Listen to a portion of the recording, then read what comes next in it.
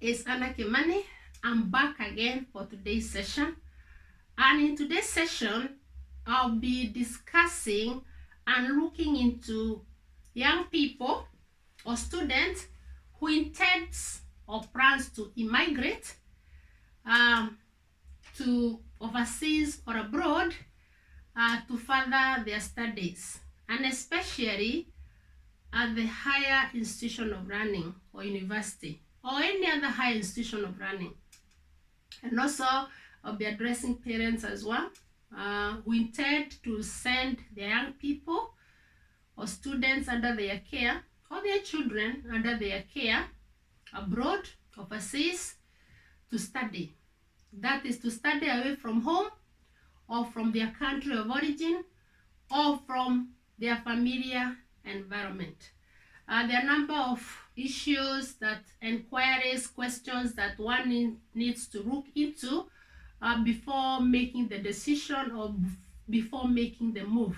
So I'll be looking into that today and reminding you that I've been looking into this broad topic, looking in addressing parents and guardians on how you could support the young people under your care who are going through education so that they can get the best out of it, and addressing the young people on what you could do in order to do your best, in order to get the best out of your maximum potentials in education, so that you can get the best as well, because you spend a lot of your time going through compulsory education, and it's good to get the best out of it from whichever country you're coming from whichever part of the world you're coming from. Every young person should have access to quality education, and they have to attend education. Whether you intend to further it into looking for employment or going into business in the future or later on in life, you need to get the best out of your all-around education. And reminding you that if you haven't yet subscribed to my YouTube channel, which is Anna G. Kimani, please consider subscribing, because this is where I've been sharing the different subtopics, looking at this broad topic. As I've explained to you, I've been uploading videos, at least one video per month, looking at different areas. So if you haven't yet subscribed, please consider subscribing. And also remember to share my videos and my YouTube channel with other people who are in your contacts, so that they too may subscribe and start benefiting. So going back to what I am looking into today, I'll be addressing the young people, students who plan to immigrate or to move from their country of origin, from their familiar environment to another country to study, and especially to a higher institution of learning, and addressing the parents as well and guardians, because by the end of it, in most occasions, it's the parents, it's the guardians who send the young people or students abroad to study. So looking into it, I would start with immigrating from your country or familiar environment comes with both opportunities, good opportunities, and challenges as well. There are several questions or inquiries that you need to look into or to ask. Yes, immigrating to a different country, moving away from your country of origin, from your familiar environment, come with both positive opportunities and also challenges. And it's good to take time to think about it, look into it diligently before making the decision, as you make the decision, and before the move, and even as you move or as you immigrate. So there are many questions that you should ask yourself, and the first one is, does the country that you intend to immigrate to have a language that you speak fluently or you're familiar with? I know what I'm looking at today as I discuss into this is not exhaustive. There are many other areas that you need to research into yourself as a young person, as a student, as a parent, or as a guardian. However, when it's come to the language, means of communication, it's very vital and it's good to look into it. A fluent method of communication or language is very vital or very important for your studies and for generally everyday communications. If not, if the country that you intend to immigrate to or to move to does not have the language that you speak fluently or communicate in, does the higher institution that you intend to join provide classes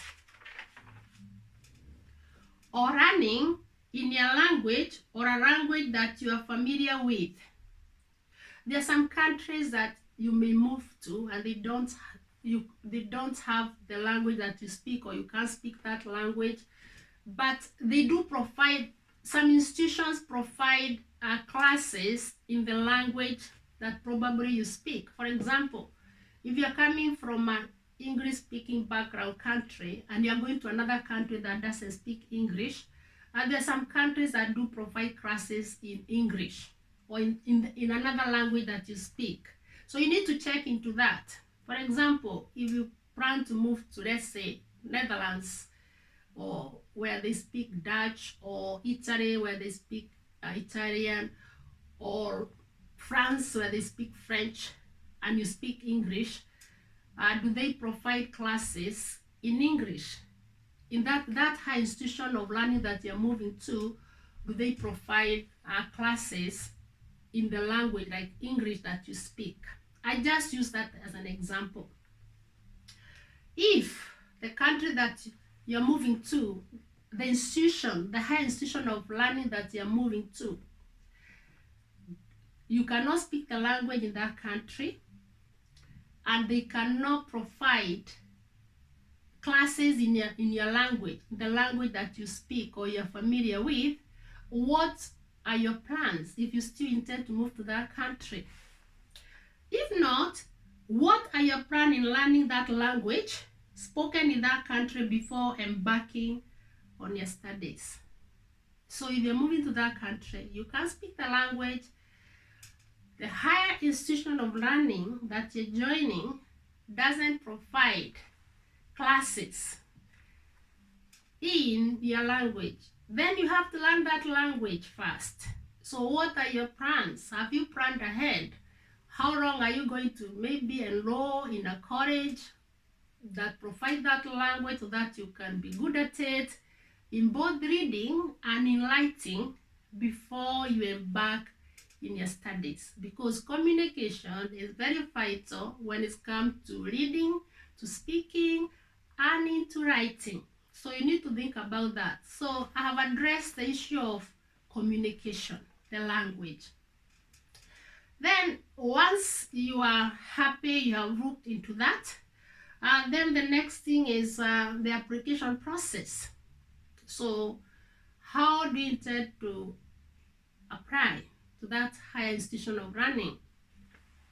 So where do you get the information about the course that you intend to study, or about that higher institution of learning, and generally the country itself? So where do you get the information? How do you apply, and how do you submit your documents? How do you apply and how do you submit your documents? Is there information from the main website from that high institution of learning that you intend to apply and to join? Is there information? Have you checked the main website? Have you checked that higher institution of learning main website for all the information available? Have you checked the student union website from that university? So the university will have the main website, and also the university will have the student union website. You really need to look into this. You need to explore, and if there are some questions that you need to ask, then you need to check the contacts and communicate. you have got any inquiries that you need to have, look into that main website and the student union website. You'll get a lot of information from there.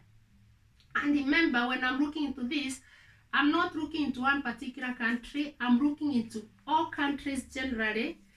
You as yourself as a student, the country you want to immigrate to or to move to, yourself as a parent or a guardian, the country or the high institution that you need to send your child to. So I'm looking at it generally and not specifically looking at one country. But yourself, you need to decide, as you decide which country you want to send your child as a parent or guardian, as a student or young person.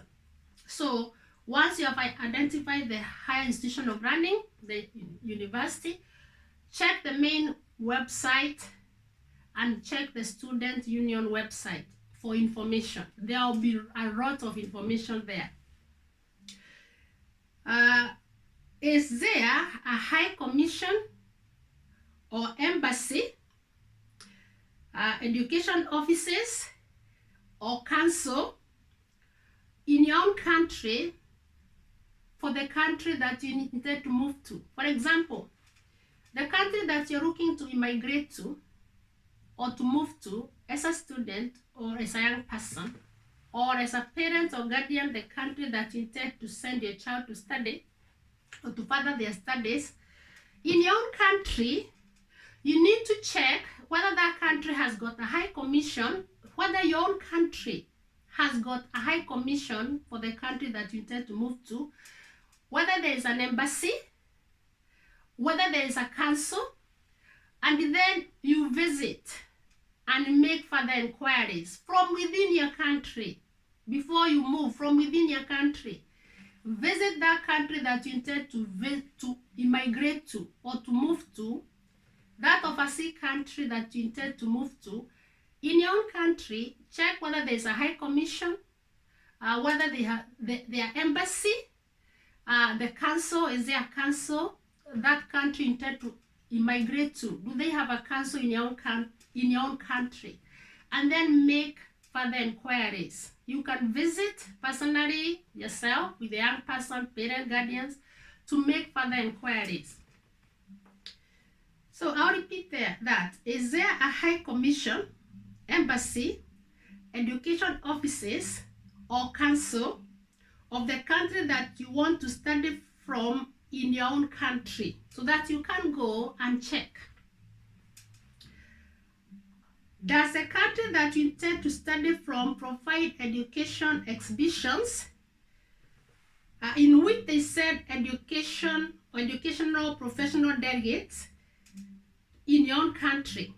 And there's some countries do send once in a while, they do send professional delegates, educational delegates to different countries so that they can go and meet the students, the young people, parents and guardians, and then so that they can ask questions that they have got right in their own countries.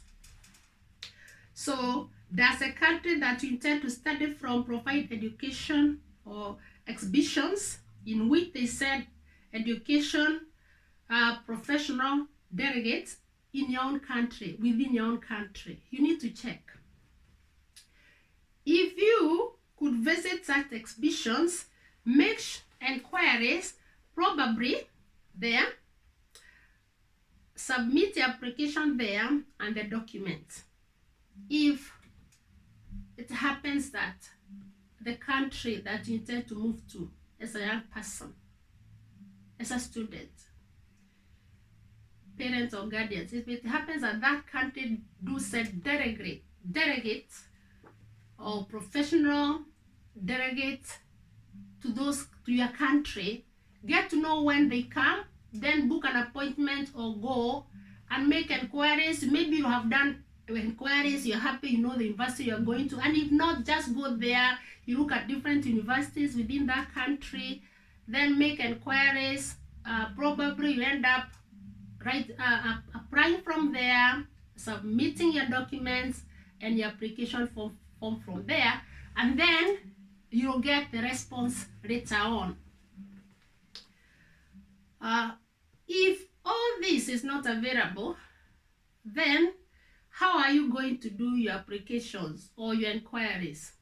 So there's a higher institution of learning website, there's a student union website. At times, the countries that you intend to move to have got education exhibitions that come to your country. You need to look into all these, which will help you in making decisive and sound decision. Okay, you have now got all the information and you have applied and you have been successful, or you have got the response from the higher institution of learning that you intend to immigrate to or to move to study. As a young person or as a student, what else do you do upon a successful application? So, upon successful applications, and of course you have done all due diligence and inquiries, and all the process is complete, what further information are there at the higher institution of learning main website and the student union website? I keep going back to the higher institution of learning that you intend to immigrate to main website and the student union website. After you have done all your due diligence research, inquiries, the questions, and you're happy, you have applied, you have been successful, maybe you have got the admission letter, you need to go back now to the main website or the student union website and look for further information and get to know about the course details, the requirements. Of course, you have done that even probably as you apply.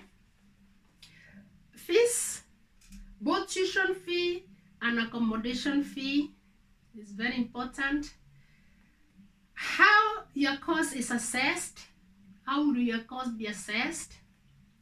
Any available scholarships? Are there any available scholarships? Of course, there will be the tuition fee, there will be the accommodation fee, because you are immigrating from your country of origin, your familiar environment, to a new country, to a new higher institution of learning, to an unfamiliar environment. Maybe you have never traveled to that country before. So there's a tuition fee, accommodation. You need to check, are there any available scholarships, bursaries, etc. Is there available help to help you? Any support to help you? Because some of them will be very expensive. So, is there any extra support, bursary, scholarship that you can apply for? What does the university or higher institution have to offer? The higher institution of learning that you are moving into, what do they have to offer? Are there internships, work experience, mentoring schemes, any available support in both academics and in welfare? You need to have all this information with you as a young person, as a student. Parents or guardians, you need to know this. There's university main website, the student union website. You have done all the other inquiries. I've given you a few tips on where you could get them. So, internship, work experience, mentoring schemes, any available support in both academics and in welfare. Okay, so you have got all this, and then as you actually, right from the start of the application process, as you are looking into all this, you also need to look into, does the country have in place the country that you intend to immigrate to, the higher institution of learning that you intend to immigrate to, and generally the country, that country. Does the country have in place a window open, like work visa, when you are applying? So at times, some countries open and close borders depending for work. Some countries open and close borders for work, for applying for work, depending on their sorted scheme, or if they have got areas that they need to fill in when it's come to jobs. If they have got jobs in their, they have got gaps in their jobs or in their work sector. So you need to check as you're applying, does that country that you intend to immigrate to or to move to study have an open window for overseas students or who complete, or for foreign students who complete education in their higher institution of learning, that after successful completion of their studies, then they can apply for work visa. And I know after you move to that high institution of learning, to that country, and then you complete your studies successfully, you have the opportunity to apply for a job if you intend to work there, and there's nothing wrong applying if you intend to do so. Or after completing your studies successfully, you can go back to your country of origin. There's nothing wrong in you going back to your country and serve your country as well. However, if you'd be interested in applying for a job, you can apply for a job there. If you're successful, then the company or the government employing you will know how to help you settle down in your job. However, there are some countries that open windows, open the border and close the borders as per the need for all overseas students who successfully complete studies in their higher institution of learning. So you need to check when you're applying to go and study whether that window is there, where you can apply for work visa, even if you haven't got a job yet, as long as you have successfully completed your studies, even if you haven't got a job yet, and your student visa is expiring, depending on how long your studies were or your course was, there are some countries that will allow you to apply for a work visa as long as you have completed your studies successfully in any of their higher institution of learning, even if you haven't got a job. All that is required for you is apply for that work visa and then look for work. It's open to all students who have successfully completed the studies in their higher institution of learning. So when you're applying, you need to check whether that window is available. So I'll repeat that. Does the country have in place a window open like work visa when you are applying to study in that country? Do you have to apply before starting your course, just in case such window closes before you complete your studies, or you have to wait and apply after successfully completing your studies? You need to check that. Whether you're only allowed to apply for work visa, that window when it's open, whether you're only allowed to apply for work visa after successfully completing your studies in that high institution of learning, or whether you can apply before, just in case that window closes before you finish your studies. So it's always good to ask. There's nothing wrong in asking. There's nothing wrong in asking.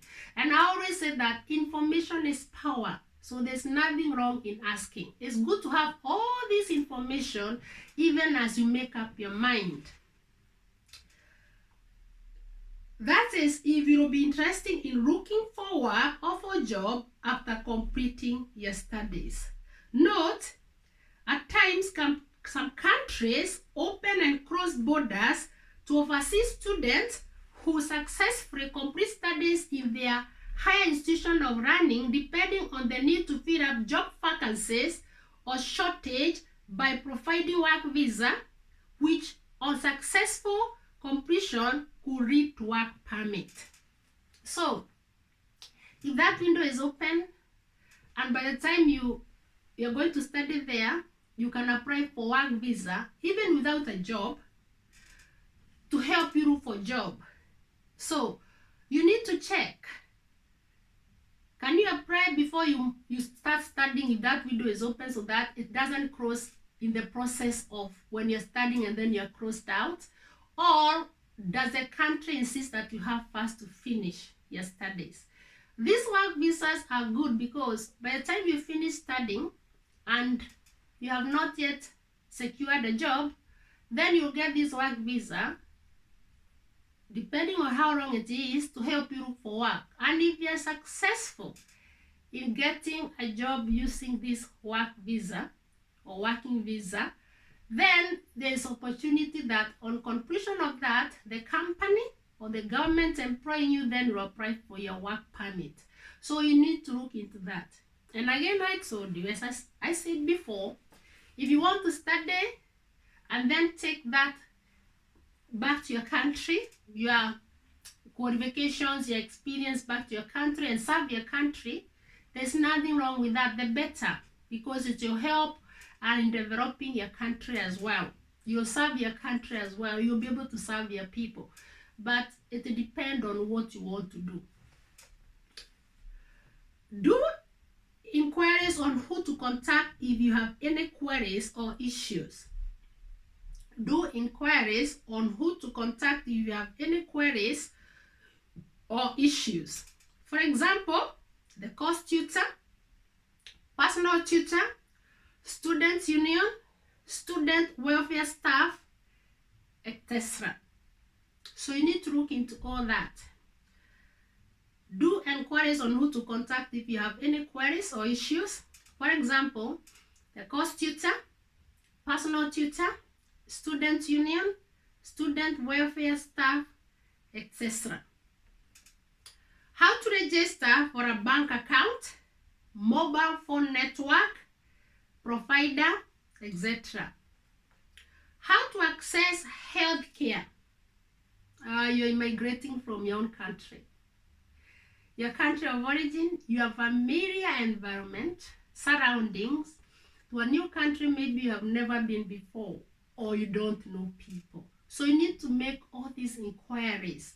In case of healthcare, how do you access healthcare in that new country that you're immigrating to?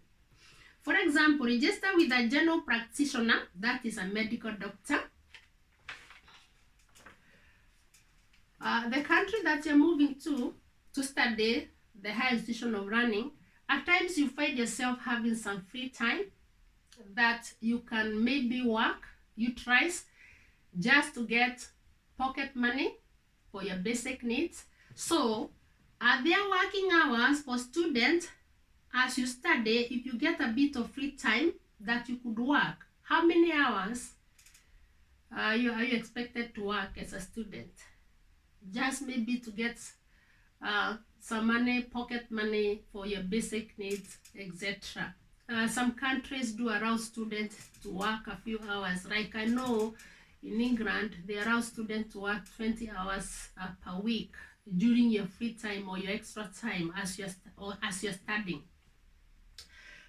Again, all this information should be on the Higher Institution of Learning website or the University Student Union website. So you need to keep checking. Information is power, so you need to check. You need to study, you need to look around. Tourist areas, site to visit in the city or town that you will be living in when you move to that country. What are the tourist areas, site to visit in the city or town that you'll be living in, even as you study? Where your high institution of learning will be, are there tourist areas, site that you can visit in that town or in that city or in the surrounding? What you need to pack or to bring along as you move from your country to the new country. What is it that you'll be required to pack or to bring along? What is available locally to the higher institution of learning that you intend to join or you'll be attending? Supermarkets, any shopping malls, are there supermarkets around? You need to shop. Is there a shopping mall that is convenient for you? Means of communications, means of transport, buses, the train, etc. How will you be moving around? And especially when it comes to your accommodation and where your higher institution of learning is.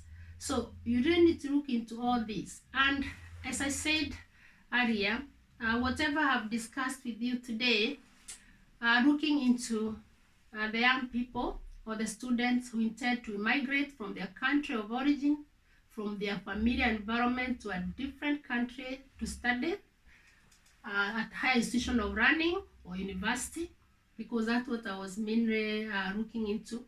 And you parents who intend to send your young people abroad or overseas, you need to look into all this. But as I said, what I discussed is not exhaustive. It's not exhaustive.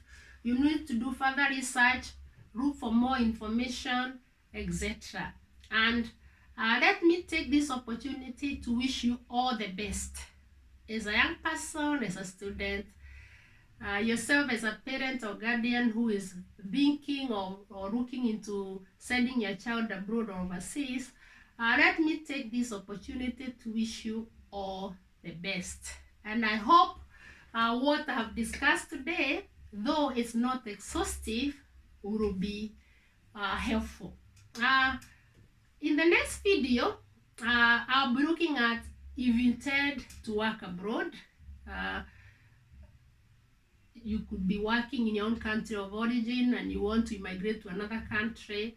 I'll be looking into generally, broadly, some of the things that probably you could be looking into if you intend to work abroad or to look for a job abroad or to apply for a job abroad or overseas, away from your country of origin or background.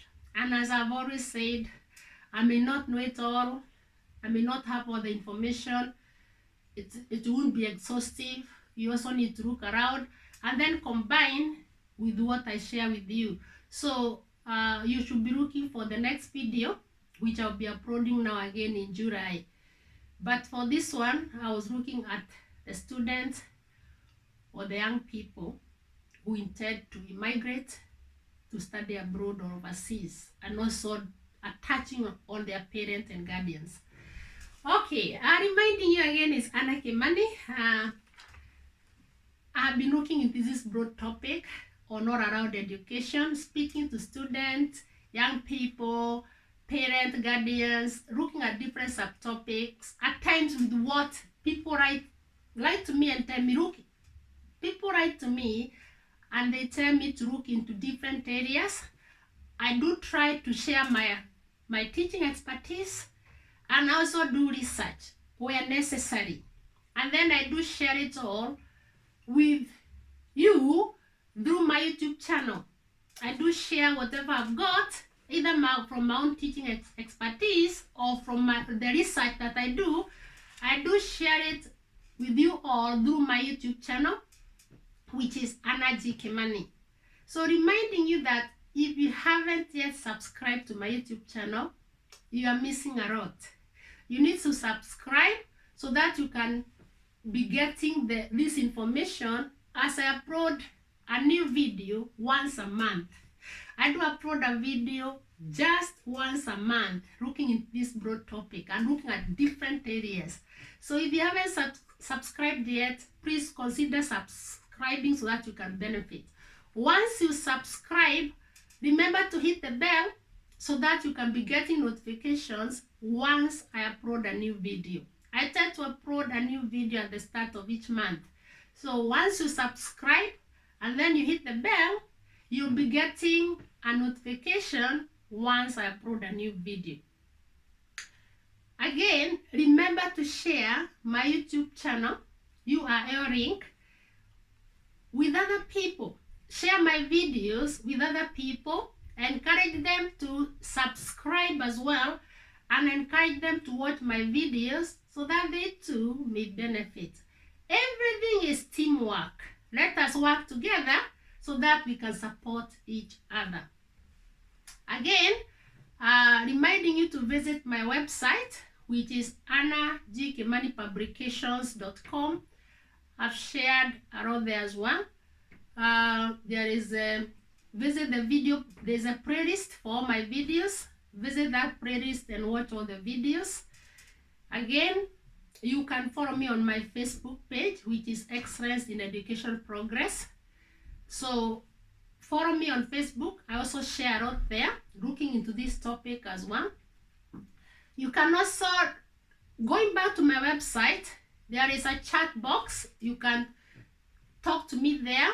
Let me know anything, any other areas that you'd want me to cover when it's come to this topic on all around education. And also you can write me, you can drop me an email through my email, which is akemanipublications@gmail.com. My email is akemanipublications@gmail.com. So drop an email and let me know which are the areas that you'd want me to cover. And as I always promise you, I will share my teaching expertise, and where I feel I need to do further research, I'll do further research, and then I'll share with you all through my YouTube channel. And again, for those of you who have written to me and told me to write into these different areas, I'm looking into it, I'm working into that, and at the right time, I'll share that video once I upload it, looking at that area at the convenient month as I upload the videos. Otherwise, I really do appreciate your time. Thank you for spending your time with me. I do not take it for granted that you have taken time to listen to me, to subscribe, and even to share with other people. I'm here to say a big thank you and to let you know that I do appreciate everything, and thank you for your support. I'm looking forward into the next video, into the next session, in which I'll be looking at and discussing and sharing with those of you who intend to look for work abroad. And as I told you, it's not exhaustive. Don't stop doing your own research, but also check out that video next month as well. I shall share into that. And thank you for your time, and it's goodbye for now.